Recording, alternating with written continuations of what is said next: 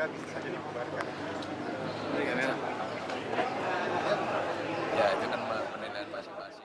Penghadangan pengendara sepeda Elanto Wijoyono dan rekan-rekannya terhadap konvoi moge yang melanggar traffic light di Simpang 4 Condong Catur, Depok, Yogyakarta.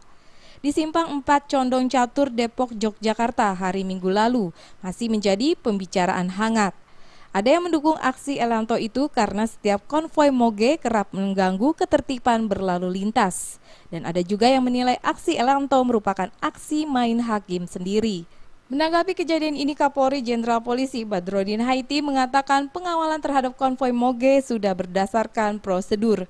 Hal itu diatur dalam pasal 134 Undang-Undang Nomor 22 Tahun 2009 tentang lalu lintas dan angkutan jalan. Menurut Kapolri, pihak yang mendapatkan pengawalan polisi pastinya mendapatkan prioritas untuk dapat menerobos lampu merah dengan catatan terdapat unsur mendesak. Mendapat prioritas boleh, menerobos ya, boleh gitu, menerobos. Makanya oleh karena itu pengguna jalan, bagian dari pengguna jalan yang diberikan prioritas. Gitu. Jadi nggak situasional ya, memang mutlak seperti itu ya.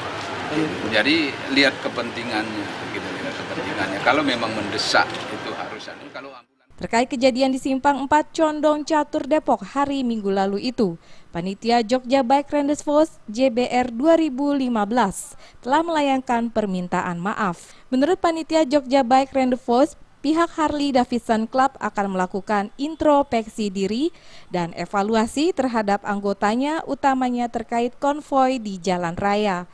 Ribuan motor gede yang melintas Simpang 4 Condong Catur 4 merupakan peserta Jogja Bike Riders Force yang digelar dalam memperingati Hari HUT RI ke-70.